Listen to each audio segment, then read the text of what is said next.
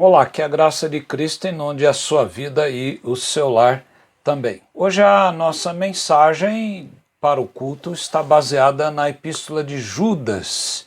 Nós vamos ler dos versos 17 aos versos 23. Diz a palavra de Deus: Vós, porém, amados, lembrai-vos das palavras anteriormente proferidas pelos apóstolos de nosso Senhor Jesus Cristo, os quais vos diziam: no último tempo haverá escarnecedores, andando segundo as suas ímpias paixões. São esses os que promovem divisões sensuais, que não têm o Espírito. Vós, porém, amados, edificando-vos na vossa fé santíssima, orando no Espírito Santo, guardai-vos no amor de Deus, esperando a misericórdia de nosso Senhor Jesus Cristo para a vida eterna. E compadecei-vos de alguns que estão na dúvida. Salvai-os, arrebatando-os do fogo. Quanto a outros, sede também compassivos em temor, detestando até a roupa contaminada pela carne. Corrie ten Boom foi uma judia holandesa que foi presa com sua irmã, entre outros, em um campo de concentração. Ela conseguiu sobreviver aos horrores nazistas, mas a sua irmã não. Escreveu vários livros, entre eles, muito conhecido, O Refúgio Secreto, As Cartas de Prisão, Não Eu, mas Cristo e outros livros. O segredo da sua vitória foi não ter o seu coração dividido ou ansioso, como é a palavra usada por Jesus em Mateus 6, mas ela entregou-se inteiramente nas mãos do Senhor nestes tempos difíceis. As suas atitudes foram espirituais e essas atitudes foram pontos chaves, segundo o seu testemunho, no enfrentamento daqueles dias difíceis. Nós também vivemos tempos muito difíceis nessa pandemia, com dificuldades próprias da situação sanitária, por exemplo. Ter que lavar as mãos toda hora, usar as máscaras, usar o álcool gel, não ficar em aglomerações, não poder ter abraços ou beijos e outras. Nós temos também as dificuldades do emprego, como alguns que perderam o emprego, outros tiveram uma diminuição substancial no seu salário e outros tiveram então a perda da sua atividade própria também. As escolas e muitas igrejas não estão funcionando como antes, as escolas estão funcionando online, muitas delas, as igrejas também. Muitos tiveram que trabalhar home office lá na sua casa e usar aplicativos como o Google Meet, como o Zoom, e algo que talvez jamais pensariam usar até o momento. Quando nós lemos sobre Judas nessa pequena epístola com um capítulo só, Judas era irmão de Tiago e ambos eram filhos de Maria e José, irmãos carnais de nosso Senhor Jesus Cristo. Veja que quando Jesus estava ensinando numa sinagoga lá na cidade de Nazaré, que é a sua cidade então onde ele morou, os seus ouvintes ficaram perplexos. Está registrado lá em Mateus 13, 55 a 58. E o texto diz: não é este o filho do carpinteiro José, não é? Não se chama a sua mãe Maria e seus irmãos Tiago, José, Simão e Judas? Não vive entre nós todas as suas irmãs? De onde lhe vem, pois, tudo isto? E escandalizavam-se nele. Jesus, porém, lhes disse: não há profeta sem honra, senão na sua própria terra e na sua casa. E não fez ali muitos milagres por causa da incredulidade deles. Então veja que Jesus, no seu ministério, ele não vai ver possivelmente os seus irmãos convertidos. Veja que em Atos 1,14, por exemplo, nós vemos que eles se converteram após a ressurreição de Cristo. E nesse texto nós lemos que todos estes perseveraram unânimes em oração com as mulheres, com Maria, mãe de Jesus, e com os irmãos dele. Então agora eles estão ali numa reunião de oração, convertidos. Em 1 Coríntios 15, versos 7 e 8, quando Paulo fala sobre a ressurreição, ele fala então sobre a história da ressurreição. Depois de Jesus ter aparecido aos apóstolos, a muitas pessoas, a 500 irmãos, etc.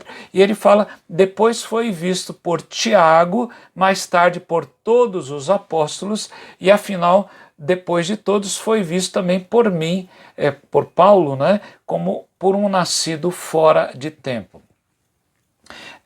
Matthew Henry, que é um grande intérprete puritano, Matthew Henry diz que faz um pano de fundo bastante interessante sobre essa epístola de Judas. E diz que Judas escreve essa epístola a todos os crentes do Evangelho, por isso que ela é chamada de uma epístola geral. Sua intenção, diz ele, é resguardá-los contra falsos mestres que começavam a infiltrar-se na igreja cristã e a disseminar perigosos preceitos para reduzir todo o cristianismo a uma fé apenas nominal e a uma profissão do evangelho meramente exterior. Havendo negado deste modo as obrigações da santidade pessoal, ensinavam seus discípulos a viverem pecaminosos caminhos e ao mesmo tempo se afagavam com a esperança da vida eterna. Aqui demonstra-se o caráter destes sedutores e pronuncia-se a sua sentença. A epístola é concluída com advertências, admoestações e conselhos para os crentes. Entrando um pouquinho mais a miúde nessa epístola, veja que Judas havia se disposto a, quem sabe, fazer algo sobre a soteriologia, que é a doutrina da salvação. Mas ele teve que partir para a apologética, isto é, para a defesa da fé.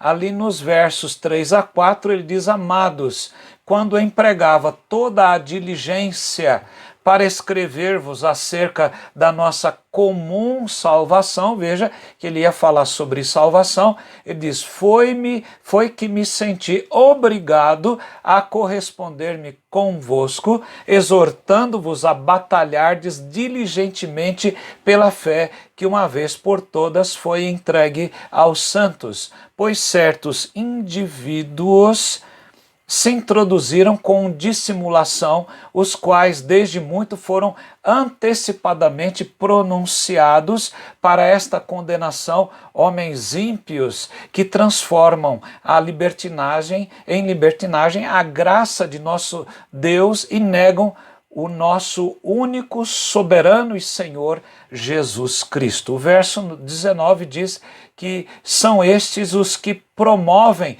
divisões sensuais e não têm o Espírito. Ora, esses gnósticos, como são chamados, os gnósticos desse tempo, eles se dividiam em três classes: aqueles que eram chamados os mundanos, aqueles que eram chamados os sensuais e aqueles que eram os espirituais. Veja que Judas vence esses gnósticos com a própria linguagem deles. Ele diz que eles são brutos e sem razão, como diz ali no verso 10. Em contraste a esses falsos mestres que estão ali do verso 5 ao verso 16, veja que Judas vai falar, vai defender a fé e vai falar como aqueles crentes deveriam viver naqueles tempos difíceis, dos versos 20 ao verso 23. Quais as atitudes que um crente deve ter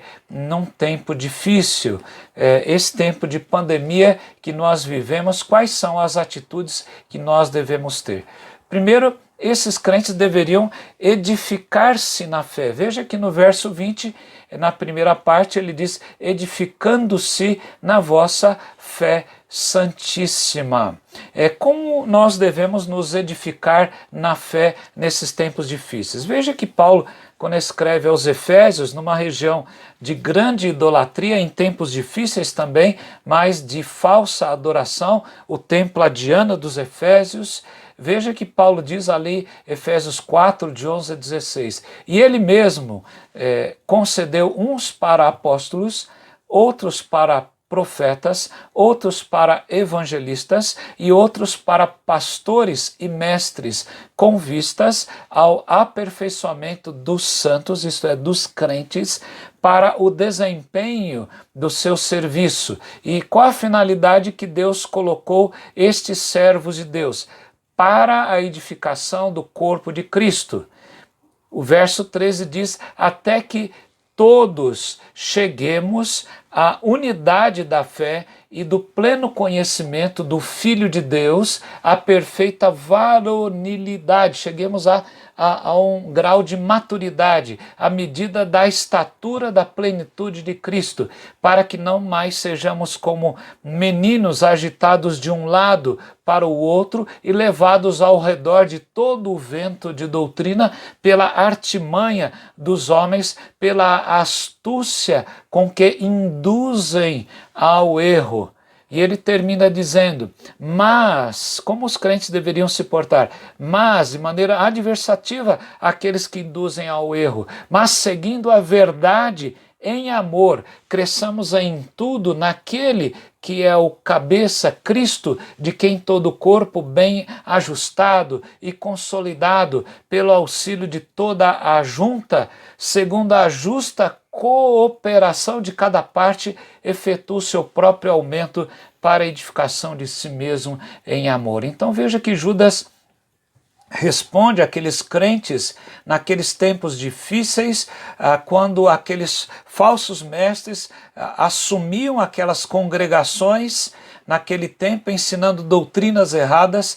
Paulo ensina, aliás, Judas ensina que aqueles crentes deveriam edificar-se na fé santíssima. A segunda coisa que ele diz é que aqueles crentes, a segunda atitude daqueles crentes seria que eles deveriam orar no Espírito. E ele diz na segunda parte do verso 20, orando no Espírito Santo. Paulo escreve aos Romanos no capítulo 8, verso 26, ele diz: também o Espírito semelhantemente nos assiste em nossa fraqueza, porque não sabemos orar como convém, mas o mesmo Espírito intercede por nós sobremaneira, com gemidos inexprimíveis. E aquele que sonda os corações sabe qual é a mente do Espírito, porque segundo a vontade de Deus é que ele intercede pelos santos. Nós vamos orar, mas também o Espírito Santo corrige as nossas orações com gemidos inexprimíveis. Paulo fala aos Tessalonicenses, capítulo 1, versos 17 a 19, ele diz: orai sem cessar, um texto muito conhecido, e ele termina dizendo: em tudo dai graças, porque essa é a vontade de Deus em Cristo Jesus para convosco. E ele termina dizendo: não apagueis o Espírito. Então, nós precisamos aprender a orar na dependência do Espírito Santo. Ler a palavra pedindo a iluminação do Senhor, orando, pedindo que o Senhor fale ao nosso coração, Ele mostre a sua verdade e nós possamos interpretar a palavra do Senhor da maneira correta. Então veja que nós somos chamados a orar no Espírito, mas também nós devemos nos guardar no amor de Deus. Veja que nesse verso 21 de Judas, Judas diz: guardai-vos no amor de Deus. Então nós temos que aprender a nos guardar no amor de Deus. Deuteronômio 4:9, Moisés fala algo bastante impressionante da parte de Deus. Ele diz, olha, tão somente, Deuteronômio 4:9, tão somente guarda-te a ti mesmo, guarda bem a tua alma, que não que te não esqueças daquelas coisas que os teus olhos têm visto, e se não apartem do teu coração todos os dias da tua vida, e farás saber a teus filhos e aos filhos dos teus filhos. Então somente guarda-te a ti mesmo e guarda a tua alma. Nós devemos nos guardar no amor de Deus. Provérbios 4:23, tem muitos textos que falam sobre esse assunto. Provérbios 4:23 diz: sobre tudo o que se deve guardar, guarda o coração, porque dele procedem as fontes ou as saídas da vida. Então guarda o teu coração. Jesus diz que os maus desígnios procedem do coração, por isso que eu tenho que me guardar no amor de Deus e guardar as fontes do coração. A quarta coisa que Judas vai dizer também, a quarta atitude seria esperar. Aqueles crentes deveriam esperar pela vida eterna. E nesses tempos difíceis, irmãos, nós temos que esperar pela vida eterna. E ele diz aqui nesse verso 21, na segunda parte: esperando a misericórdia de nosso Senhor Jesus Cristo para a vida eterna. Aqui no texto primeiro, a vida eterna é algo que complementa aquilo que nós estamos fazendo. Enquanto a vida eterna não se concretiza, nós estamos então esperando a misericórdia de nosso Senhor Jesus Cristo para a vida eterna. Essa é a finalidade que nós estamos aqui neste mundo, esperando a vida eterna. Paulo fala a Timóteo, capítulo 4, verso 8, na primeira epístola, ele pôs assim: pois o exercício físico para pouco é proveitoso. Quer dizer, essa palavra no original significa o exercício físico dura pouco tempo, mas ele diz: mas a piedade para tudo é proveitosa, porque tem a promessa da vida que é e da que há de ser. Então, ele fala que a piedade em tudo ela é proveitosa. O exercício físico, se você faz hoje, amanhã você tem necessidade de fazer novamente, para que você mantenha o seu corpo. Mas a piedade, sempre que você está esperando a vida eterna, isso tudo é de grande valia para o Senhor. Tito, lá no capítulo 3, verso 4-7, ele diz: quando, porém, se manifestou a benignidade de Deus, nosso Salvador, e o seu amor para com todos, não por obras de justiça praticadas por nós, mas segundo a sua misericórdia, ele nos salvou mediante o lavar regenerador e renovador do Espírito Santo, que ele derramou sobre nós ricamente por meio de quem? De Jesus Cristo, nosso Salvador.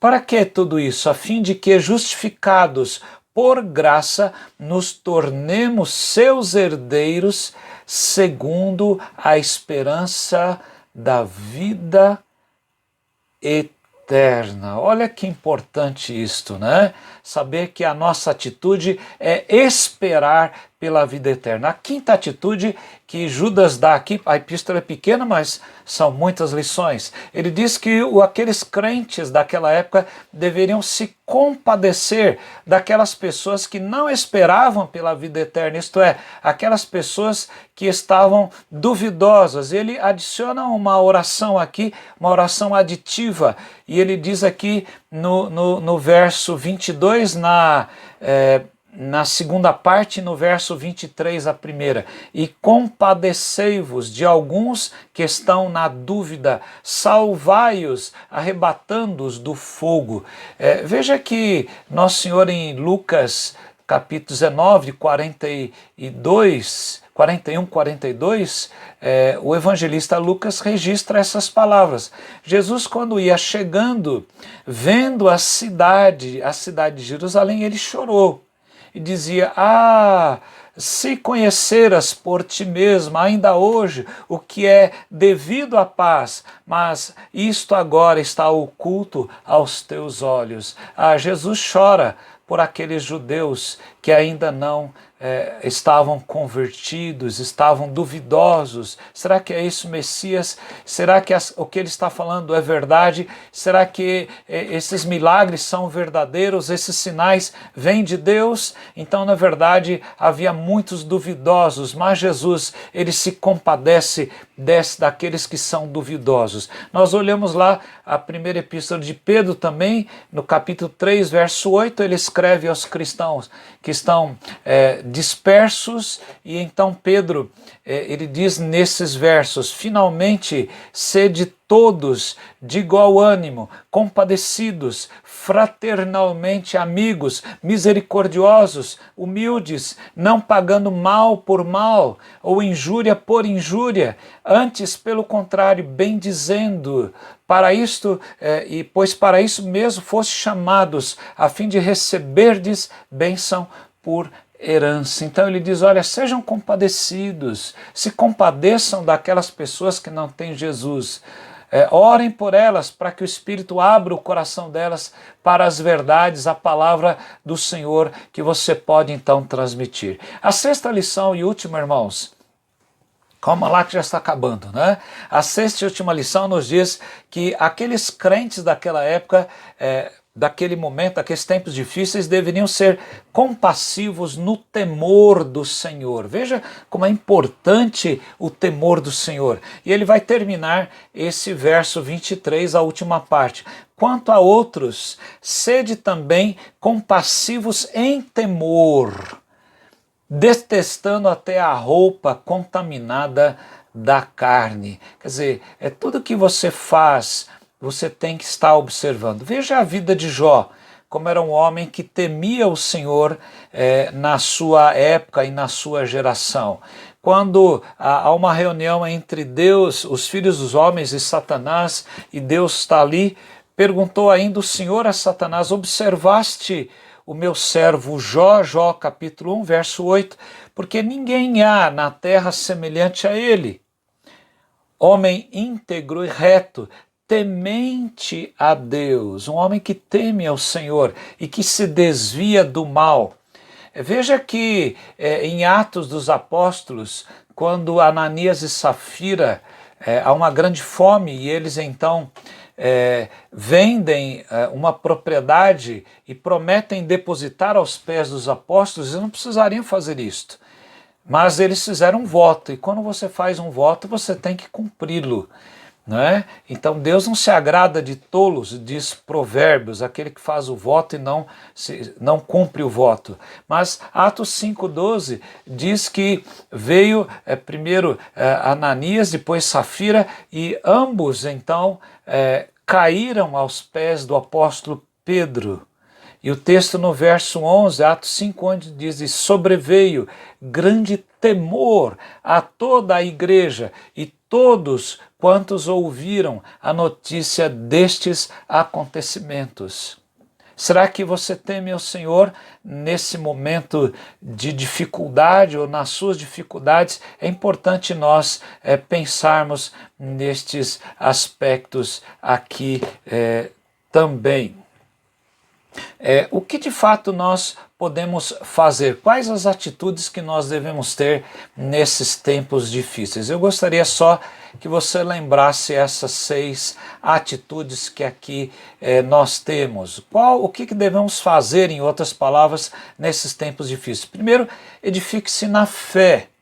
Busque ler a palavra, busque orar, busque estar em conjunto com os irmãos na reunião de oração de quarta-feira ou nas reuniões das sociedades. Esteja junto com os irmãos, junto com aqueles que também têm dificuldades. Segundo, esteja orando no Espírito, não somente pedindo que Deus responda aquilo que você está querendo, mas ore de maneira espiritual.